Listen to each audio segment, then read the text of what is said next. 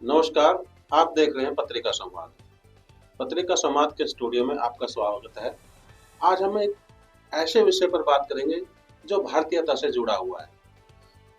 NCERT ने एक notification जारी किया है और उसमें ऐसा कहा गया है कि अब प्रत्येक पुस्तक का जो टाइटल होगा, जो कवर पेज होगा, वो हिंदी में होगा। चाहे वो बुक इंग्लिश की ही क्यों ना हो, चाहे वो बुक इंग्लिश मीडियम की ही क्यों ना हो, लेकिन आपका कवर पेज दिखाई देगा तो हिंदी में दिखाई देगा। इस तरह का एक नोटिफिकेशन जारी किया है। तो एक बहस का विषय बनता जा रहा है। कुछ राजनेता, कुछ शिक्षा मंत्री, सामान्य शिक्षा मंत्री, जैसे केरल के सामान्य शिक्षा मंत्री ने स्टेटमेंट जारी करके कहा कि ये तो हिंदुत्व को प्रभुत्व देने वाली बात हो गई। तो इस तरह की बात सामने आई। तो ये राजनीतिकरण भी हो रहा है इसका। जो विषय शिक्षा का होता है उसमें राजनीति नहीं आनी चाहिए कि आप राजनीतिक स्वार्थ व सोच समझ के स्टेटमेंट दें, ऐसा नहीं। आप भारतीयता की बात है तो भारत को सोच समझ के स्टेटमेंट आपको जारी करनी चाहिए, ऐसा होता है। इसी विषय पर बात करने के लिए आज राजू शर्मा को इनवाइट किया गया है, जो हमारे भारतीय शिक्षण मंडल के सहमंत्री है और हिंदी पर इनकी विचारधारा और इनकी पकड़ बहुत मजबूत है। तो आज हमने सोचा कि राजू शर्मा से अच्छा हमें कोई गुड़गांव में दूसरी हस्ती नहीं मिलेगी, तो इसलिए इनको बात करने के लिए अपने स्टूडियो में आमंत्रित किया गया। राजू शर्मा जी, एनसीईआरटी ने जो नोटिफिकेशन जारी किया है कि अब जो है कवर पेज या शीर्षक, बुक किताबों का जो शीर्षक रहेगा वो हिंदी में रहेगा, चाहे बुक इंग्लिश की हो लेकिन शीर्षक हिंदी में रहेगा। तो ये कहाँ तक वाजिब लगता है और ये भारतीय शिक्षण मंडल को भी कहाँ तक वाजिब लगता है कि और इससे क्या इम्पैक्ट होगा, क्या इसका प्रभाव रहेगा? धन्यवाद। सबसे पहले तो मैं पत्रिका संवाद का धन्यवाद करना चाहूँगा कि आप मुझे इस मंच पे आपने आमंत्रित किया और आपने हिंदी के महत्व के बारे में और हिंदी को जो प्रायोरिटी दी जा रही है, जो प्राथमिकता दी जा रही है, उसके बारे में आपने हमसे जानने का प्रयास किया। मैं भारतीय शिक्षण मंडल से जुड़ा हुआ हूँ। तो भारतीय शिक्षण मंडल का पहला ध्येय वाक्य है कि राष्ट्रीय पुनरुत्थान के लिए प्राथमिक से लेकर उच्च शिक्षा तक संपूर्ण शिक्षा को भारतीय मूल्यों पर आधारित, भारतीय संस्कृति की जड़ों से पोषित तथा भारत केंद्रित बनाने हेतु नीति, पाठ्यक्रम तथा पद्धति में भारतीयता लाने के लिए आवश्यक अनुसंधान, प्रबोधन, प्रशिक्षण और प्रकाशन करना इनका ध्येय। जैसा कि हम सभी जानते हैं कि जो हिंदी है, हिंदी हमारी मातृभाषा है। जब बच्चों को हम शिक्षा देते हैं तो उनकी जो माता से जो पहला संपर्क होता है तो बच्चे हिंदी सीखते हैं। लेकिन बात ये है कि मातृभाषा ये हरियाणा की हो सकती है, दिल्ली की हो सकती है, राजस्थान की हो सकती है, हिमाचल की हो सकती है, बिहार की हो सकती है, लेकिन जैसे जैसे बात करोगे, नीचे जाओगे, तमिलनाडु की नहीं हो सकती, वो लोग मानते नहीं। केरल की नहीं हो सकती, वो मानते नहीं। और उस तरह से और अन्य स्टेट है, जैसे नॉर्थ ईस्ट में जाओ, वो लोग नहीं मानते, वो कहते हैं कि हिंदी नहीं। तो वो लोग ही सबसे ज्यादा विरोध करते हैं। जब भी कोई हिंदी की बात करता है, जैसे माननीय मोदी जी ने एनईपी में हिंदी की बात की, तो वहां से विरोध उत्पन्न हुआ। फिर जो है कई बारे में, हिंदी के मामलों के बारे में, भाषा के मामलों के बारे में एनईपी में बहुत बदलाव किए गए। जब उसका फाइनल ड्राफ्ट एक तैयार किया गया, अंतिम प्रारूप तैयार किया गया, तो उन लोगों के विचारों को अनुरूप ही तैयार किया गया, यानी कि बदलाव बहुत किए गए। तो वो लोग इस बात को नहीं मानते, नहीं स्वीकार करते कि हिंदी हमारी मातृभाषा है, जबकि हिंदी हमारी मातृभाषा 1950 से 1951 से ही है। उस समय ही वहाँ उस समय की जो सरकार थी उसने ही मातृभाषा डिक्लेयर कर दी थी, घोषित कर दी थी। तो हमें अपनी मातृभाषा से प्यार होना चाहिए। यदि कोई हमारी मातृभाषा के बारे में कुछ बोले, कोई विदेशी, समझ में आता है विदेशी लोग तो बोल सकते हैं, यदि कोई बोले तो वहां पे हमें विरोध करना चाहिए। यदि अपने ही देश में कोई व्यक्ति हमारी मातृभाषा के विरुद्ध बात करता है, तो हम कहते हैं कि कवर पेज हिंदी में होगा, एनसीईआरटी नोटिफिकेशन जारी करती है और आप विरोध करने लग जाते हो। किस बात के लिए? कि आपकी राजनीति प्रभावित हो रही है। मैं आपको ये बताना चाहता हूँ कि शिक्षा जो है समाज पोषित है और समाज पोषित होनी चाहिए। इसमें किसी भी क्षेत्र की बात नहीं होती है। जहाँ भी, जिस भी क्षेत्र में, वहाँ की जो मुंह बोली भाषा है वो अलग होगी, तो हम उसको प्रश्रय देंगे।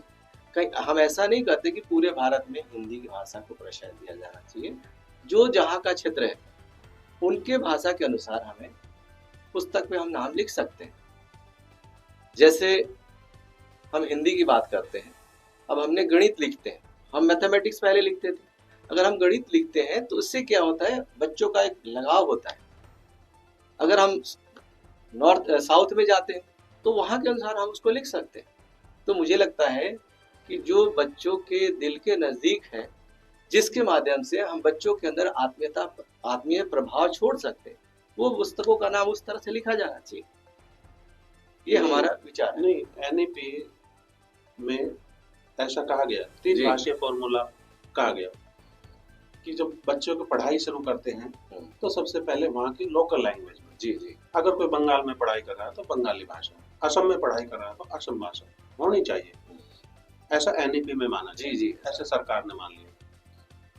और उसके बाद दो भाषाएं और हो सकती है, उसमें आप हिंदी भी चूज कर सकते हो, उसमें आप इंग्लिश भी चूज कर सकते हो, और उसमें जो है आप एक विदेशी भाषा जैसे फ्रेंच, जापानी, स्पेनिश वगैरह वो भी चूज कर सकते हो।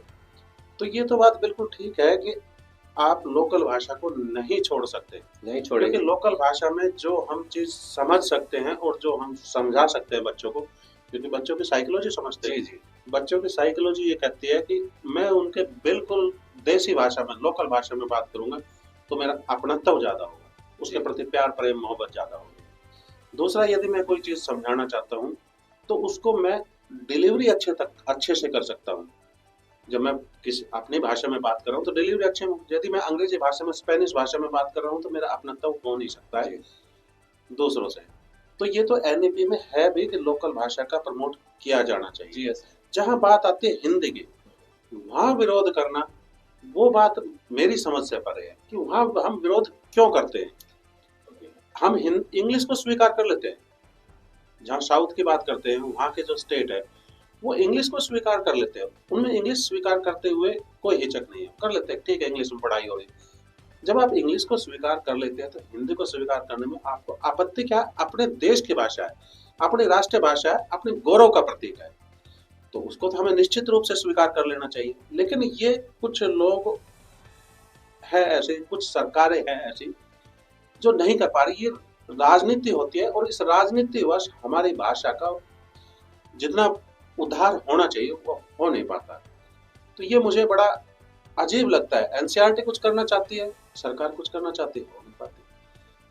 मुझे लगता है कि जो अभी किताबों का जो कवर पेज या उसके अंदर का जो कंटेंट में कुछ परिवर्तन हो रहा है, उसमें समाज से ही विचार मंथन हो रहा है, और विचार मंथन करने के बाद क्या क्या पॉसिबिलिटी बन सकती है, क्या क्या संभावनाएं बन सकती है जिससे हम अपने शिक्षा को और उत्कृष्ट बना सकते हैं, उस पर विचार करने के बाद ही ये प्रस्तुति आ रही है। और आने वाले समय में जो समाज में विचार मंथन होगा, इसके आउटकम्स क्या आ रहे हैं, इसके क्या पॉजिटिव सकारात्मक प्रभाव क्या हो रहे हैं, उसको देखने के बाद भी हम फिर आगे निर्णय ले सकते हैं। मुझे लगता है कि अभी जो सरकार का प्रयास है कि शिक्षा में भारतीयता है, और भारत हमारा भारतवर्ष है, तो शिक्षा में भारतीयता कैसे आए उसको लाने का हम सभी प्रयास कर रहे हैं। और मुझे लगता है कि ये सरकार का ये जो कदम है ये प्रशंसनीय है।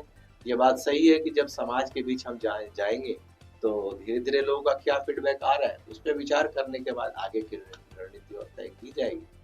तो मुझे लगता है कि अभी जो प्रयास चल रहा है सकारात्मक प्रयास है, और आने वाले समय में इसका जो रिजल्ट होगा वो भी सकारात्मक आएगा। जहाँ तक मुझे लगता है जी कि शिक्षा में भारतीयता बहुत अच्छी बात है, होना ही चाहिए।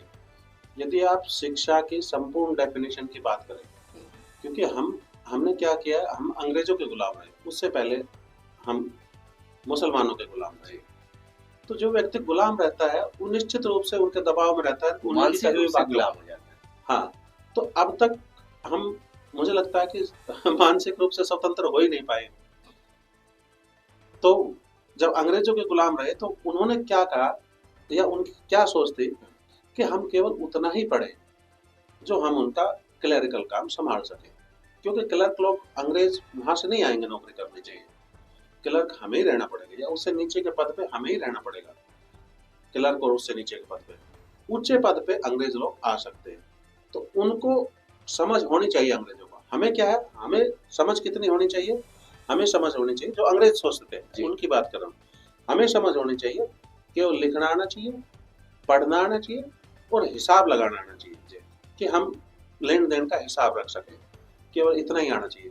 तो उन्होंने इतनी ही शिक्षा हमें देने का प्रयास किया। जी मगर इससे ज्यादा शिक्षा नहीं देंगे, क्योंकि इससे ज्यादा शिक्षा देंगे तो राष्ट्रवाद की भावना पैदा होगी। जी और अंग्रेज कभी नहीं चाहते थे कि हिंदुस्तान के लोगों में राष्ट्रवाद की भावना पैदा हो। जी और जबकि असलियत शिक्षा का मतलब यही होता है कि संस्कृति का पुनरुद्धार, राष्ट्रवाद को बढ़ावा देना। तो राष्ट्रवाद हमने छोड़ दिया, अपनी संस्कृति हमने छोड़ दी। आज तक हम एकेडमिक पर फोकस कर रहे हैं, किताबों में लिखी लिखाई बातों को हम रटते हैं, रटने के बाद एग्जाम देते हैं, एग्जाम देने के बाद 90% 95% मार्क्स आते और हम समझने लगते हैं कि हम क्वालिफाइड हो गए। नहीं हुए, क्योंकि हमने भारतीयता नहीं सीखी। जी जी अपनी संस्कृति नहीं सीखी, अपने संस्कार नहीं सीखे, अपनी भाषा नहीं सीखी। बहुत सारी बार, अब तो खैर माननीय मोदी जी के आने के बाद बहुत प्रभाव हुआ है कि हिंदी में बात करते हुए हमें शर्म नहीं आती, लोग हिंदी में बात करने लगे।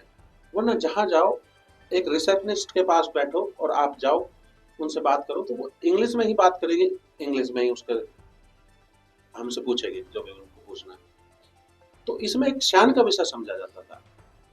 तो ये तो था तो गलत, लेकिन हाँ, माननीय मोदी जी के आने के बाद कुछ बदलाव हुआ है, पूर्ण रूप से बदलाव नहीं हुआ है। चलो, परिवर्तन इतना आसान भी नहीं होता, परिवर्तन दशकों ले लेता है, क्योंकि चीजें आई होगी जब भी दशकों में ही आई होगी। अब जा रही है तो भी दशकों में ही जाएगी।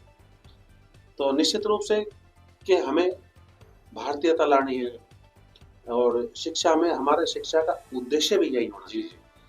अब तक शायद एनईपी में भी वो चीजें जोड़ी नहीं गई कि भारतीयता का शिक्षा का मतलब भारतीयता है।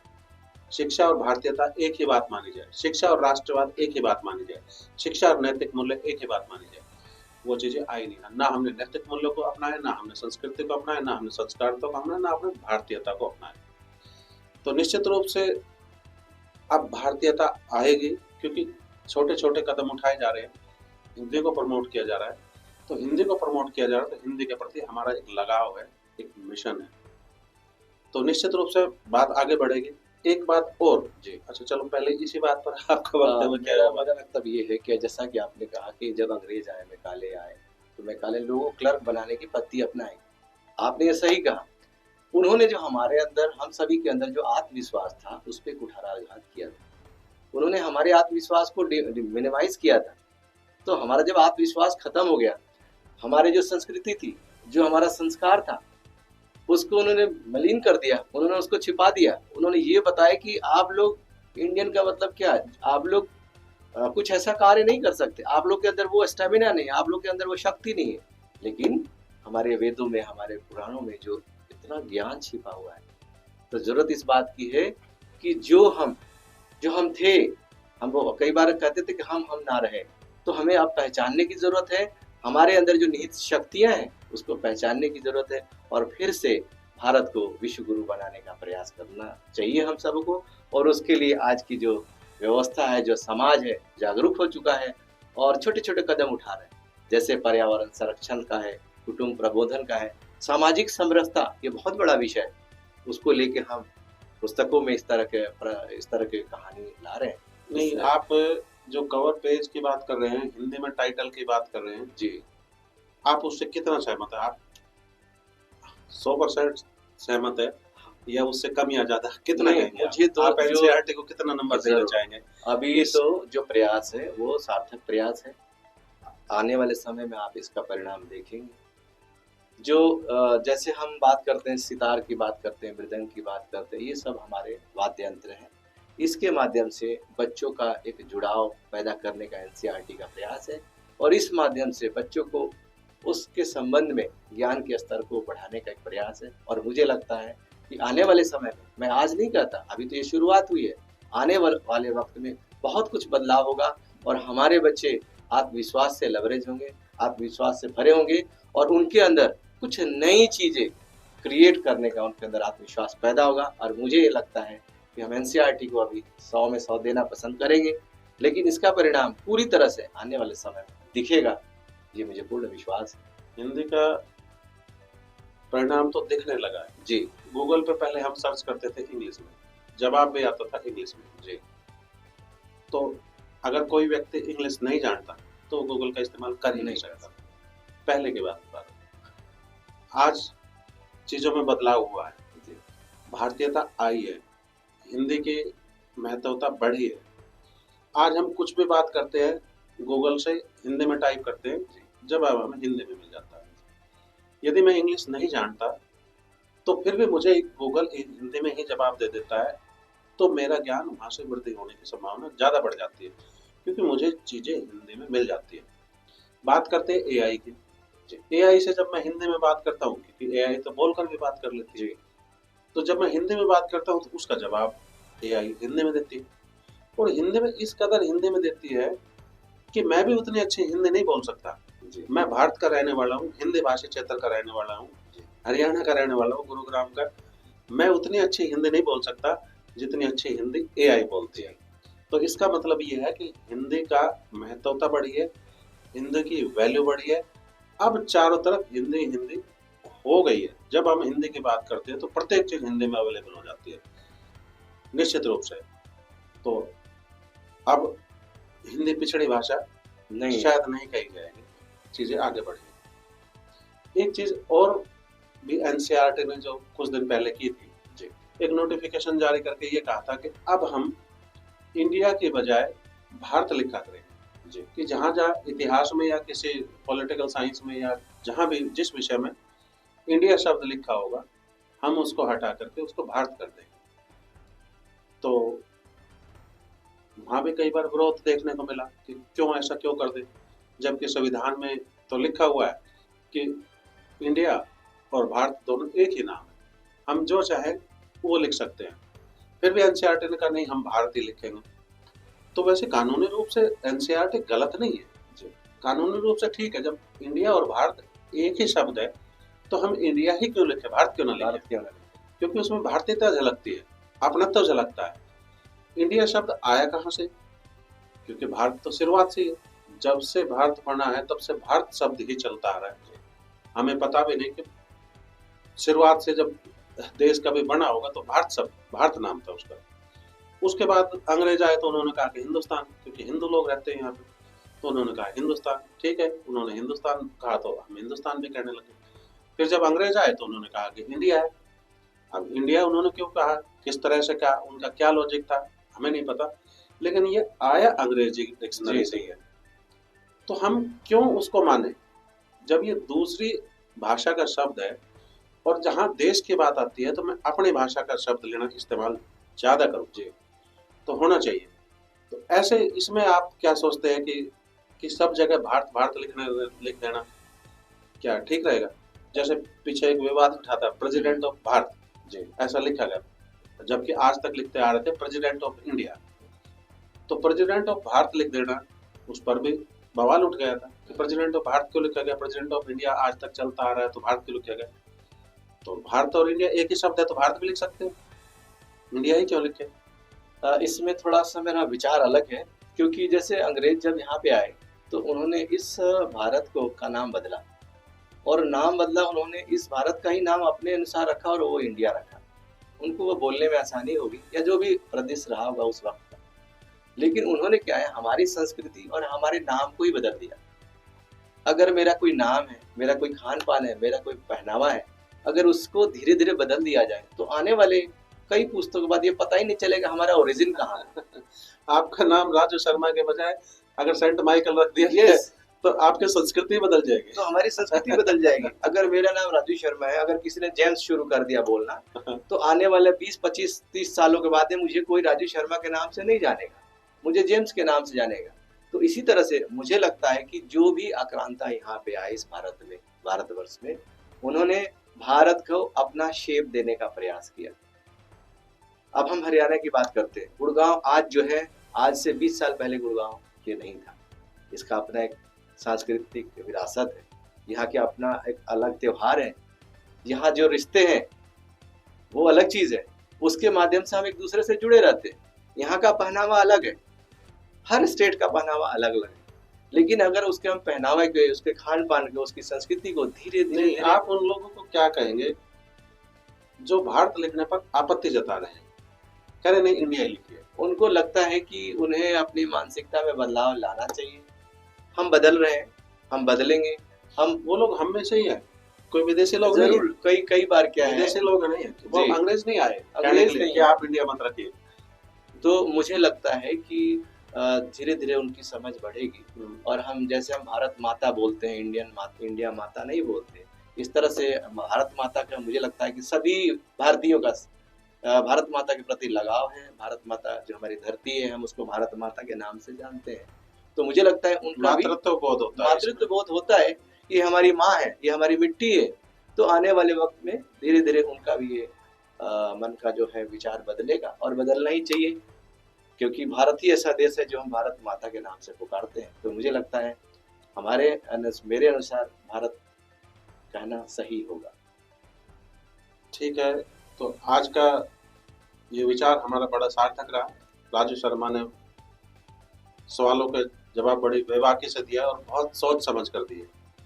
और अब मुझे लगता है कि जब इस तरह के विचार आम लोगों तक पहुंचेंगे तो भारतीयता बढ़ेगी, शिक्षा में संस्कार बढ़ेंगे।